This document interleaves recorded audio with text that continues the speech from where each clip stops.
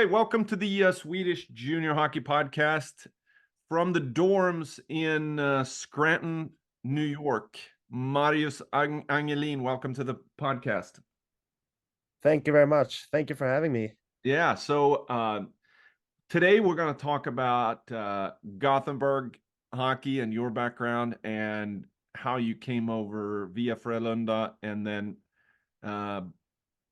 little comparison, Swedish juniors versus USPHL, NCDC, and North American Hockey League, and where it's going to go for you. But you got an interesting background for sure. So, and I can't remember. I think I was contacting you, approached you a little bit because I was doing this kind of project, Swedish players that are playing juniors here. Yeah.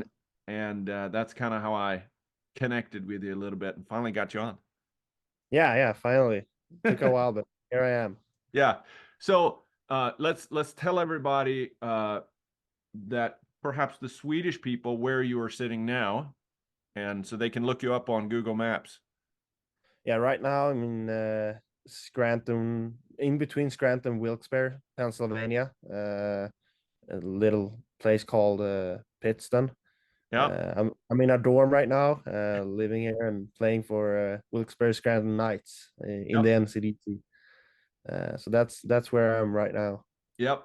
And for those who don't know, 6'1", 185 defenseman, originally from Becken outside of Gothenburg. So let's take us back where you started. Where is Becken, for those who don't know? Becken is located in Gothenburg, Sweden, in the west part of the city. And I started playing there when I was 6 years old, and I stayed with Becken for pretty much all the way up to my first G20 year. Yep. When I made the move to Mölndal to play in the G20 regional. Yeah, I've been always a Becken guy, I'd say. Always been loving it there and having a great time, great memories, and yeah. I have to. I think there's been. And I have to look back. Who else we had on from Becken? But it's going to take me too long to look at it. But I know we had some other people because we later on we'll talk about our initiative with Target Aid through Klubben i mitt hjärta, and I think it was it may have been Wiklund that played in Frölunda. I think he's from Lerum, if I'm He's not from wrong. Lerum. Okay, yeah. But explain, let's talk a little bit about the Gothenburg region, because you got a lot of course, Frölunda is the big club there that is the SHL and the #1 spot. And they've been doing a phenomenal job, and they're sucking up all the talent. And you got all these feeder programs like Becken, Mölndal, Lerum. Who else is there? I'd say like Hanhals is a big big club. Segeltorp is in Stockholm. What's there's some of these smaller clubs that are all over Gothenburg, but Frölunda's is so growing up there. Is Frölunda the team that everybody pulls for? Yeah, for sure. If you're not a Frölunda fan, you're not from Gothenburg. Pretty much everybody cheers for Frölunda, the SHL team. And as a hockey player, I'm pretty sure I'm speaking for everyone. When you start up in one of these smaller clubs, you love it, and you're always excited to play against Frölunda. Nothing special really when you're younger, but everybody had the same dream at the age of U18. You wanted to make the move to Frölunda. Everybody wants to play for Frölunda pretty much when you're from Gothenburg, and that's the team you want to make pretty much, and to be in that academy. So of course, since we're on the tail end here of this World Juniors that was in Gothenburg and played in Scandinavium and what's the other? Frölunda. Yeah. So did you grow up going to Frölunda games, SHL games when you were younger? Because it's a special place. I've never actually been there. because we had Leksand, and why go anywhere else if you want to go watch hockey? Yeah. I grew up watching like the SHL team, and then from time to time, as I got older, I went to some of the junior games in Frölundaborg as well. Yeah, And but the SHL team is such a big yeah. team, and like So so let's talk a little bit about, you know, your journey. So I don't see in your profile TV puck tournament. no, that's But I but didn't make. but but I'm sure you were chasing it and were part of the tryouts and all that stuff like everybody else.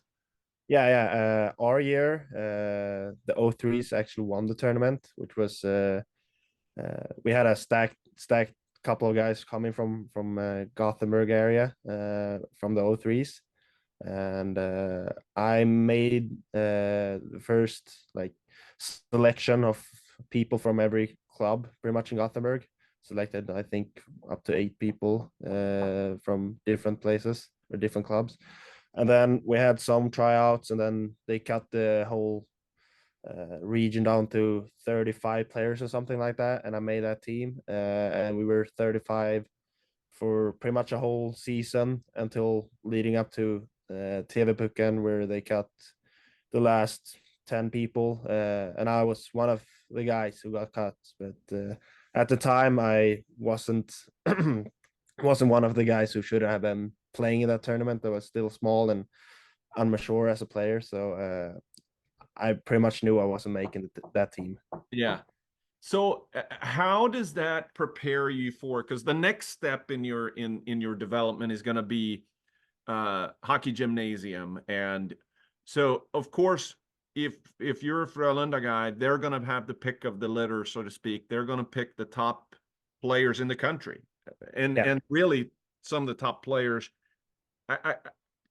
in all of southern Sweden. How was that? Because you're still, was that then the realization that you had that okay, um, I may not make hockey gymnasium there?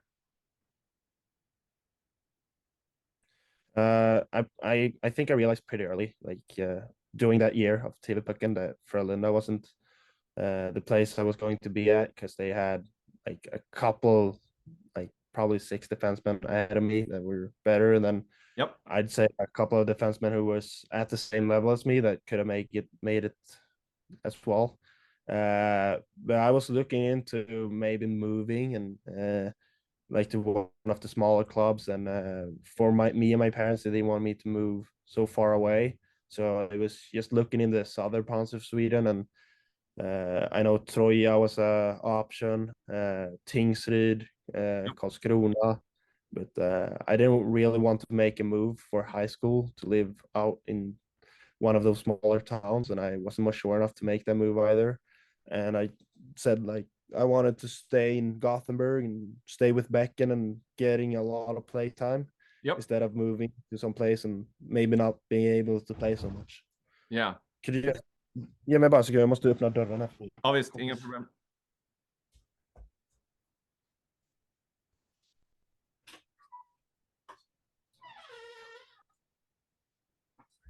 Didn't your key work? No. Oh, okay. Yeah.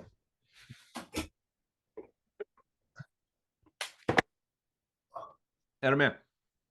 Jag ska sätta på hörlurarna här bara.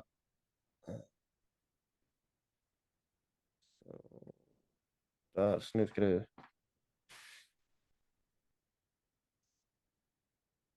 Hör du mig? Ja, det är bra. Ja, toppen. Gött.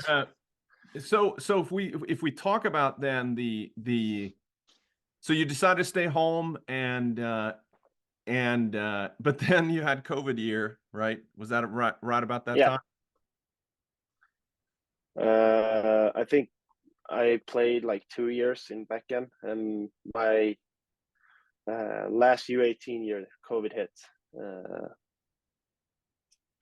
at the end of that season, I think. Yeah. Yeah. So since you're now over here in the US playing, at what point did you start thinking about, okay, What am I going to do Uh, after gymnasium? so after gymnasium, I pretty much knew I wanted to do something with my hockey because both of my siblings went on exchange years, one to Kenya in Africa, and my brother went over to the States to play some high school hockey for a year. And I wanted to do something similar and take a year to play hockey, but I didn't want to leave right during gymnasium and play shit hockey somewhere in the States. I wanted to play some good hockey. Yeah. So uh, I made a decision that I was going to look into it, and that's one of the main reason I made the move to Mölndal from Becken, because I wanted to play at the regional level. Yep. And by that time, Becken was still in the G20 Division One. Yep. So I wanted to play at a higher level to try and maybe find a way to get over to the States. And there you also had the opportunity to play on the A team or the men's team, split time, Yep. practice, which I'm sure helped your development quite a bit. Yeah. I was practicing a lot with both teams, and we were struggling with the G20 team to start off, and then we kind of picked it up and had a good year there too. And I developed a lot with maturity and stuff playing with the men's team. Yep. Especially defensively, and I had a good coach there who was on me a lot for making harder passes, playing harder, and playing like man more than just the junior type of hockey. Yeah. But then 22, 23, did you start off going back to Becken? Yeah, I made the move back to Becken Because they because moved mainly up. the reason was They moved yeah back. they moved back up to regional, and pretty much all my friends from past years play there. And then there was a like dispute about like signing with the A team in Mölndal, and Becken wanted to sign me, so I made the move to Becken to mainly play for the Division 2 team and to help out with the G20 team. Yeah. But So the that, case was yeah. So then you get caught up in the politics of hockey. Yeah, it kind of. I played. I started off that year. It was me and another defenseman in the same position as me in 03, who was also signed to the Division 2 team, the men's team. We both started off the year great. We had some good preseason games, but I think we signed like 9 defensemen on that team because they wanted a wide roster, because the year before they had a lot of people hurt and out. I didn't play a lot of games. I was scratched, a healthy scratch, and I got to play in the G20 games. And I felt like I was kind of dominating there as a defenseman. I played, I think, 7 games and had point per game in that league. And by the time fall hit in October, late October, I know I was kind of pissed at the situation, not getting my opportunities I wanted to get on the men's team. Yeah. I know now that maybe I wasn't the best defenseman on that team and didn't really deserve to play at that level for that team that year. But I got a call from Potomac Patriots, which I had contact during that summer with, to go over there, and they offered me a scholarship, and I said, yeah, why not try it out and go over there for the experience and have some fun with the hockey and make it over. Yeah. Because I initially didn't want to play tier 3, mainly because I didn't know much about it, but mainly because it was so expensive at first. But then I got the scholarship, and I said, like, why not? It's not working out for me right here in Becken at the moment. So I figured, why not try it out? So I went over in beginning of November to So USA. how was that in terms of course, you had a lot of other um, Swedes on that team, right? I think there's, when I'm looking at that roster, Yeah, one, two, three, four, five, six, I believe, right? That yeah, Swedes on yeah. that. We were, yeah, we were a lot of Swedes on that team, and that was one of the main reasons it was kind of easy decision to make because I spoke with them before I signed and got a good feeling of how it was, and it was of course easier to go over knowing that you have some fellow Swedes with you on the team and you could talk to, and they tell you pretty much how it is and how things works, and how they're different from Sweden. So, and I loved it. I loved it there. We had a lot of fun, and the coaches loved us Swedes. So we got special treatment sometimes, which was nice, and we had a blast that year. So did you bill it then? Yeah, yeah. I billeted with the billet coordinator, and I lived with Max Newstrom and Elias Algotsson Holm. Okay. So I got to live with two Swedes on that team, and we got our own. We had a big room upstairs at the top in a pretty nice house out in the woods, and yeah, it was nothing but fun. It was kind of hard to not have your privacy and stuff, but we had a lot of fun. Yeah. So Potomac, which is outside of DC, did you guys play at the Haymarket? Is that the rink that was your home rink? No, we played at Prince William's High Center. It's called. Okay. Uh, I've been up there through the years in youth tournaments, and it may have been the youth team, the okay, yeah. Potomac youth hockey teams that play out there in Haymarket. There's like a 3-sheet um, rink out Okay, that yeah. way. So I wasn't quite sure, but then Yeah. you went home over Christmas. I went home. I went home for Christmas. Had my book back, or my flight booked on the way back. I was planning on going back over. Then on the 27th of December, my friend called me up, and my best friend, my all time friend who plays in Frölunda, he calls me up and says,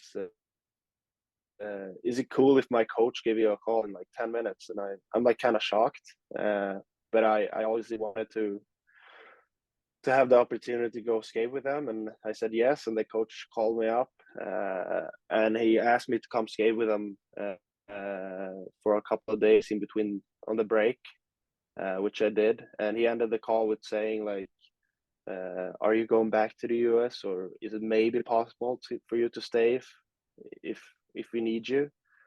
And I was pretty sure if I uh,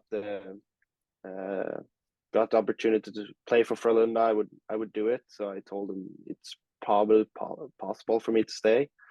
And then I had I was there for like 2 3 days. Then New Year's came, and I didn't really know if I was making that team or not, because the head coach was stuck. Martin Dahlin was stuck in Buffalo during a snowstorm. So I think he came back on the third and watched for just one practice, and the assistant coaches told me after that practice and took me into a meeting with all the coaches, and they said they want me on the team and they need me because they had a lot of defensemen out. And by that point, I just had to call up Josh Gradon in Potomac and tell him what happened, and he was nothing but excited for me and happy that I could play at that level and that they wanted me from Potomac. So he was really, really nice with that, and helping me out a lot with the like transfer and stuff too. Yeah, because So it was, that's not necessarily that easy, because of having to deal with two different hockey associations, Swedish Hockey Federation, and then the USA Hockey. And yeah. did you have to pay for the transfer fees? On the way over to Potomac, I didn't have to because they covered that for me, which was really nice. And on the way back, I know Frölunda I think it's supposed to be like a 10-day wait or something Yeah. for people coming from USA hockey into Swedish hockey. But because Frölunda had so great connection with the Swedish Ice Hockey Association, they kind of fixed it right away somehow. I don't know, Yeah. really don't know how they Amazing how made that works. happen. But It's amazing. yeah, When you got connections. yeah. So I got to play right there on the 6th and 7th. Right away. Went with the road trip and played both games, and there I was. So, yeah. That must have been special because if let's for kicks here, you played with some, okay, these guys are not yet famous players, right? But there's, when you pull up a roster and you got 1, 2, 3, 4, 5, there's 5 draft picks on the roster, right? Yeah. But then you got the younger boys that are also, I mean, what doesn't show up are the guys that haven't been drafted yet, and there'll be some of these showing up in the future. Yeah, for sure. I think at least 2 of the 06s that played with us are going to get drafted this summer. Yeah, and who do you think? Let's get your prediction here. I think Carl Stanner will be drafted. Max Grundström might be drafted, and Måns Thoresson. I think he's gonna get drafted too. Yeah. Yes, So it's what I think. I don't know much about the upcoming draft year, but I know they're pretty solid players, those 3. So Kalle Sterner from Grästorp, right? Yep. Which is kind of where Martin Dahlin is from too. Yeah, it's close. Yeah. Yeah. So yeah, really good player. Played for Västergötland in TV Puck tournament. I think was the star for that, and got a lot of press. Yeah, I remember my last U16 year. I was playing up with the U18 team in Becken, and we played against Grästorp. And we played against Kalle as an 06, and I was playing up as an 03. So he was really, really young and played in U18. So yeah, I wasn't shocked when I heard he was in Frölunda. Yep. All right, so you were able. So did you finish the season then with Frölunda? Yeah, I finished the whole year with them, and as you said, we had a stacked roster. We had a lot of good talent and a lot of great people on that team, and we kind of choked in the playoffs against Rögle, who later got to win it all. So it was a tough loss there in the quarterfinals. Yeah. Who won against which team? What do you mean? Who did Rögle win the final against? I don't even remember. I think quiz it was time here. Blue and white. I think it was Djurgården. No, nope. Right? Or was it Leksand? It was Leksand in the final. Yeah. Okay, yeah. I had to get it in there. I had to get a little Leksand moment in every podcast. Yeah. I'm not at all biased. All right, but then all of a sudden you're in a different position. Let's talk about that a little bit, because when you went over and played Tier 3, you're coming from J20 region, and a lot of the people are looking at that, and they don't see. They look at your stats and they say, didn't play J20 national, so we're not interested. You as a player hasn't changed that much from season with Frölunda, but unfortunately that's the way it is. It's a little bit of but all of a sudden now you played at J20 national and you getting attention. Yeah, and I played for one of the most known of programs in Sweden. I think a lot of people over here knows about Frölunda, and from out of nowhere, I was a guy people wanted to take a look at for once, because I knew I was at one of the better players at the regional level back home, and for sure in Tier 3 too. And then I finally got the break and was able to play at the top level in Sweden for the first time in my life, which was really fun. and now I got some different looks from over in the States as well. Yeah. Talk a little bit about, because you have an advisor, and talk about how did that change. So did they handle most of the negotiations, and because at the time you want to go now back over there, right? And the conversation is, do you, Yeah. right? Because you still had one more year. No. No, were you done? I was done with my juniors in Sweden and had one more year over here. Yeah. So Uh, so which teams were interested? Because I'm sure that you got invites to every null camp, the main camps, but you can't go to all of them. And so at what talk about yeah, how the tender and draft process from your perspective. yeah. So I knew a little bit more than most people do because I was already over there and I knew I wanted to go back. And then I hired Scand American as an advisor. He's a guy, Sebastian Granborg, his name is, and he's a guy who just does this for fun and want to help people out. And he helped me a lot, like with reaching out to different teams and talking to them and helping me out that way. Yep. And as you said, I got a lot of invites to main camps and stuff, and that I didn't really want to go to a main camp because if I went to a main camp, I knew a lot of teams just does the money grab and never take a look at you even. Yep. And I had to get my visa before I got over. And if I went to a main camp, I had to go there by most of them are in July, so I had to go over pretty early, and I tried to avoid that as much as possible. And then I had a friend or a teammate in Frölunda who wanted to go over as well, and his advisor was talking with Danbury.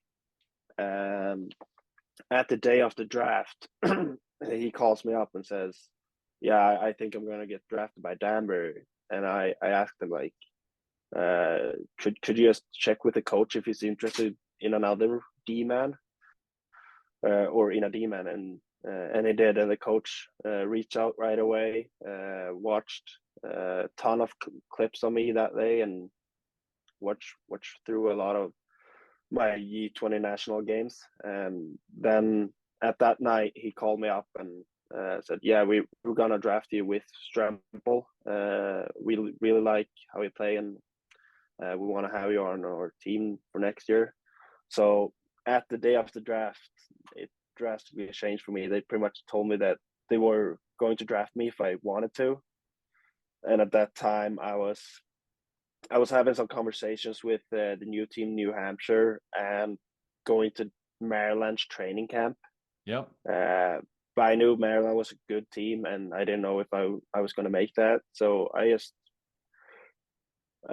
jumped at the opportunity to get drafted, and they picked me as Alexander Strempel back to back in the normal draft, and then we made the decision to go over there, and we didn't have to attend the main camp. We just went right to the training camp, which was nice. Yeah. So, but there's no guarantee, even if you're drafted, that you're going to be on the opening day roster, or that you're going to make it through training camp, right? Yeah, exactly. I think all the draft picks that they had from the US had to attend the main camp too.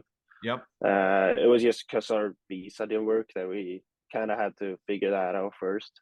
Yep. So you're like, so we, okay, I'm yeah, glad that didn't have to, attend that. because Yeah, I mean, if you go to a main camp, it's pretty interesting. Here's 200 players all in one place, and trying to fight it out. And lots can happen. You can stink it up, or you can yeah, shine. And at the end of yeah, the day, it's just there is no, you don't get any, it's just pass or cut. yeah, Just yeah, because you tore it up doesn't mean that you now are any better off at training yeah. camp. So talk about how it was for you to get to training camp. So now you and your buddy, did you bill it there too in Danbury? Yeah, we did we lived with just one guy who had a really old house built in 75. So it was kind of shitty house at first, and we were kind of shocked. He had a big yard and 2 dogs, and used to have like a farm at his yard. And he was kind of odd at first. We got the feeling he was kind of cheap, and he worked a lot. So he left in the morning, came home late at night, worked all day, and then he didn't really buy us stuff to eat. So we had some disputes in the beginning when we first got there with the food and stuff. And as time went by, things just got better. And me and Strempel both lived there with an American guy named Pierre on the Danbury team. Yeah. And we got all of us three just we took our time there and fought it through. And then I think 2 months in, we started to really like it, and the dogs were awesome, and we made it a good place to live in. We had a lot of fun in that house. So and the billet dad was, we were also getting to know him a bit more, and he's a weird character, but such a nice guy. And I really appreciated my time I had there. So how big of it was that something that you had thought about when you were in Sweden coming over here? And was it all about hockey, but this thing about learning to live with teammates and a billet parent, and yes, it can be awkward and different, but it's about building relationships as well. Yeah. So I had billet. I was billeting before, so I knew a bit about it. And then we got to know that summer that they made it happen so me and Alexander Strempel could live together. But we had to have an American guy with us with a car, and that ended up being Pierre. And I'd say like I have a lifetime connection with Pierre just now for living with him and all the memories we created during that half year. So and I guarantee you that goes both ways. He's gonna remember, like, yeah, me and 2 Swedes. Yeah, it was juniors together. Yeah, that's actually a kind of fun story. Because I got cut from the team in middle of November, and I moved out here to Pennsylvania. And Strempel decided to go home after Christmas or before Christmas and not come back. So me and Strempel had the same flight booked home for Christmas, and Pierre drove us to the airport the day. And when we left the car to say goodbye, he started to cry because we had such a strong relationship from living together, and the experience he got just from having us 2 Swedes, and how it would differ from him now. It was such an emotional moment, but yeah, it was kind of beautiful at the same time. That's awesome. I mean, It is. That's building relationships and stuff. So yeah, I saw that Strempel was now playing in Mölndal Division 2. And but he wasn't cut. I mean, in for Danbury, right? No, he wasn't. He decided to make the move home. He didn't really like it there being alone as a Swede, and he figured he'd done the experience, and he decided to move back home. Yeah. Before, because next thing I want to talk about is kind of, because I think that's important in terms of what are your goals, and a lot of people come over to play just for fun, but there's also the college opportunity, right?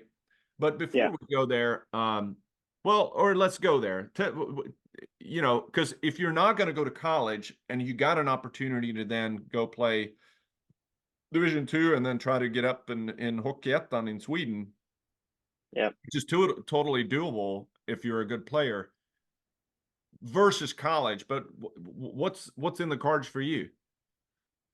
It's tough. It's tough just playing for one season to try to earn a scholarship, but still, right? Yeah. I mean, like the college route is definitely a good route. Although if you don't make NCAA Division 1, it's gonna cost you.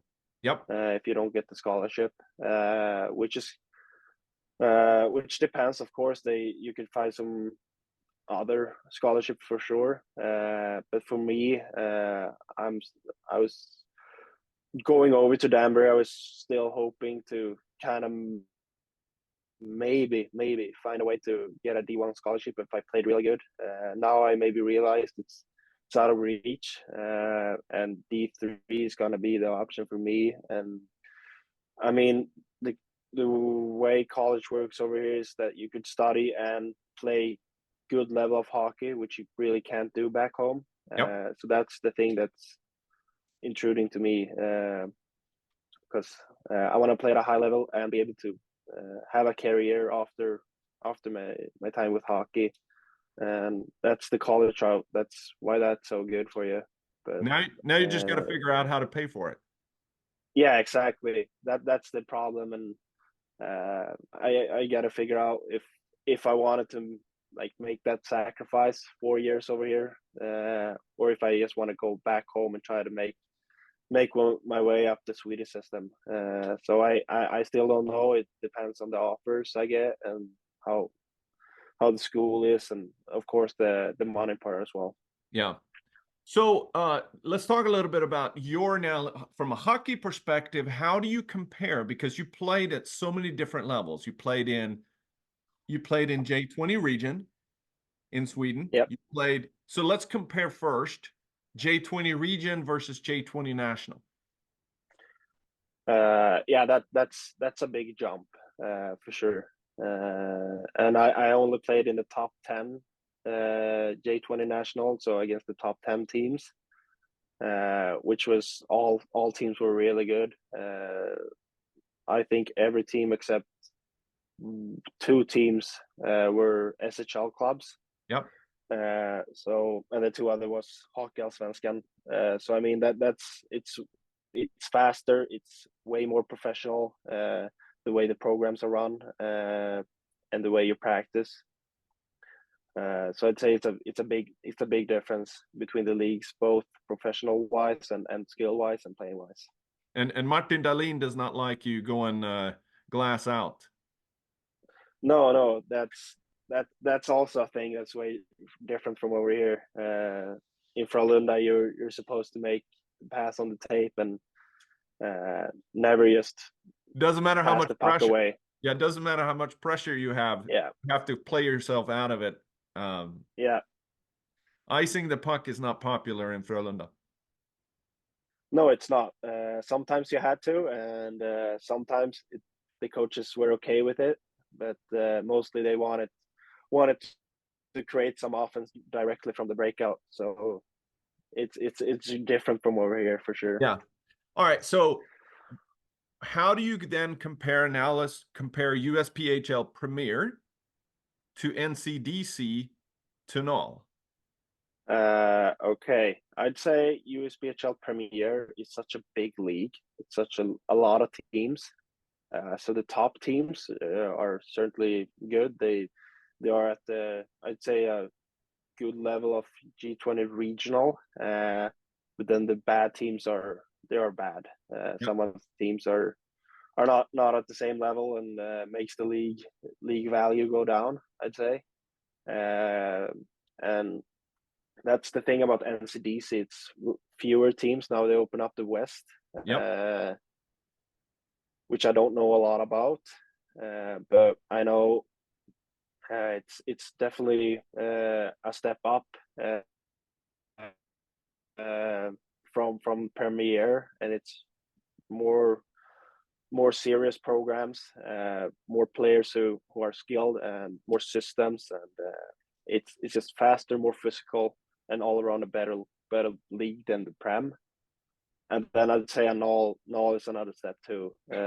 Null is even more skilled players, a lot of more D1 commitments, and a league that's like all teams are pretty much good teams there as well. And you have 32 teams in that league right now, so Yeah. Null is a good place to be. Yeah. You should reach out to Lucas Carlson, Swedish player that plays in Idaho Spud, Idaho, yeah, and yeah. played in New Jersey. wasn't getting the playing time. So for the development, he's an 05, but he came over to Idaho, and 5,000 people go to their games. And he Yeah, came over. I heard. Now he has long blonde hair. He's not a small dude. He's 6'2", 200, and got in a fight the first game.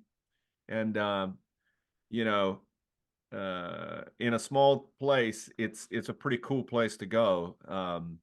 Yeah, Which is a little bit different than on the East Coast. And all of those teams is pretty impressive because the NCDC teams that were in the USPHL Premier, those are run a little bit differently. And if you look at the staff on the rosters, and they're not small budget teams.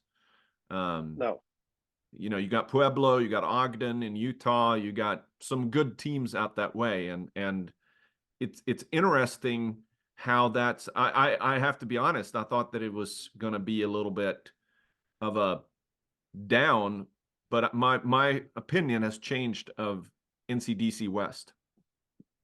yeah, I think they start off with a bad reputation from the other DC regions, I guess, or the divisions. But they certainly made a name for themselves, and it's different out there because hockey is pretty much the only thing in each of those towns. So they get a lot of more fans, and I'm sure it would be a blast to play out there, just for the experience and that. But then if you look at it, if you want to go the college route, it's better for you to play in one of the NCDC leagues out east because all the colleges are out here and they will watch you more. Yeah, So yeah, and it's a shame for Swedes that they can't go. For Swedes who are coming over playing Null, and they want yeah, to go to college, it's tough because yes, NCDC is a feeder for NCAA D3, not necessarily a great destination or if you want to play D1, it's a great step to be able to get from NCDC to Null to yeah, NCAA D1. But if you're comparing, you got the AJ and you got the OJ and you got the CCHL on the Canadian side yeah, that I think are great alternatives if you're right on the edge of Null, yeah. but Swedes can't play there. No, I know. I found out that the hard way when I was looking into some options after getting cut from Danbury. Yes. I was looking into the Canadians League, and BC is the only league that opened up this year for imports, and that's a step higher than the North, so that wasn't an option either. Yeah. And then you got some of the other ones. You do have some of the like the GMHL in Canada, but it's more there's some really good teams in there, but there's a lot of not good teams either. Um, Yeah, So NCDC, I think, has got a spot, and but I see it more as a league of a trampoline to be able to get to, especially if for Swedes are coming over. Null teams are going to be skeptical, right? They yeah, wonder, is yeah, this kid going to be able to translate to the U.S. game, and having them a year in the NCDC to prove themselves to be able to get into the Null is not a bad thing. And I yeah, mean, wouldn't you say that it's hard to get used to the style of game too? yeah, for sure. And I mean that's one of the problems for us Swedes because we end high school kind of late. We can't do the online school or jump ahead a year. It's kind of hard to do that. So you will just have 2 years after high school pretty much to get your name over here and try to make a good team. And if you didn't play in the U20 national back home, you're gonna have a tough time to finding your way into the NAL for sure. If you tore up the U20 regional, you will have a chance, or maybe take a chance just going through main camp and training camp and make the team that way. But they're pretty defensive with their tenders and draft picks, especially drafting across the border. Yeah, I mean, you really have to if you got to So if your comparing yourself to a draft pick or a tender versus a free agent at main camp, you have to be better. You can't be the same. Yeah, exactly. Yeah. Exactly. You will always have a better and easier way to make the team if they know who you are before you got to the camp, for sure. Yep. So what's the next chapter here? You got the rest of the regular season in Scranton, but you could also get called back up in the Knoll. It's still an option, right? Yeah, for sure. I don't know if my resume from the year right now is bringing me back to the Knoll, but if it happens, it would be fun to end up in the Knoll for this year. But I'm just focusing on finishing out the season here right now. Yeah, and then we'll see if you're going to be in the NCAA. We may see as one of these social media pops up says Angelin commit. Yeah, maybe we'll see. Gustavus University in Minnesota, maybe. Gustavus Adolphus. There is a Swedish college, D3 college, Gustavus Adolphus in Minnesota. Oh, there is. Oh, yeah. There you go. They're D3. I think they're D3. Yeah. So, yeah. Yeah. All right. Last thing here to round it out. You met yourself. What are you, 20 now or 19? 20. You met yourself at 17. We always do this. You get a year wiser every year, but you met yourself at 17. What advice would you give yourself that you didn't know back then that you know now? For sure, something in the lines of trying to be tougher mentally, trying to not think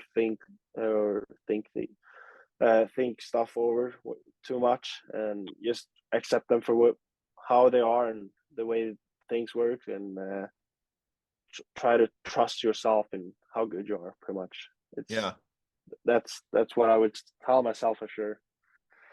That's good advice. All right, last thing, the team in my heart through Target Aid here, we talked about a little bit earlier.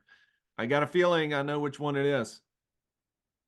Yeah, and it's always going to be the same, and it always has been the same. It's going to be Becken.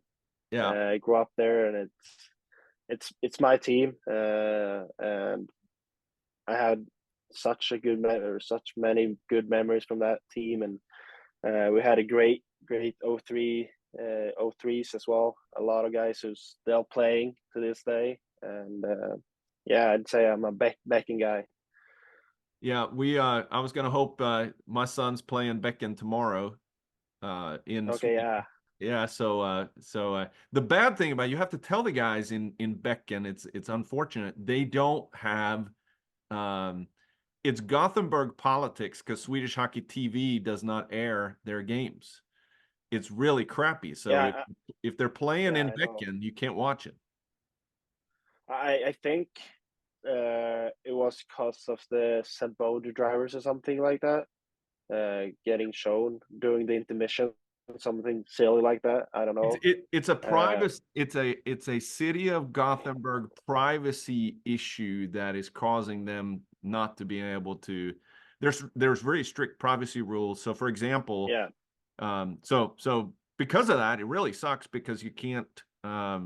It's hard for the players to get exposure because they can't be on Swedish Hockey TV, which means it won't be on Instat and other platforms. And for me, who likes to watch, keep in touch when I'm here in the U.S., it really stinks. So. Yeah, for sure. Yeah, I hear you. So that. But here's what we're going to do with Target Aid. We're going to make sure that it's really an opportunity for teams to be able to use it for content and build. And I think it's a cool story. Here you have a Becken guy that is having a time of his life in the U.S. playing juniors, but his heart is still in Becken, which is what it's all about. Yeah, for sure. All right, Marius, thank you I almost went to Swedish there, but thank you for jumping on. And it's been fun, educational, and hopefully the people who are listening learn a few things about the path the different levels and the different experiences that you've gone through to pass along to others. Yeah, thank you so much for having me. It's been a blast going through all this and my hockey history and whatever. So Yep. thank you. Cool.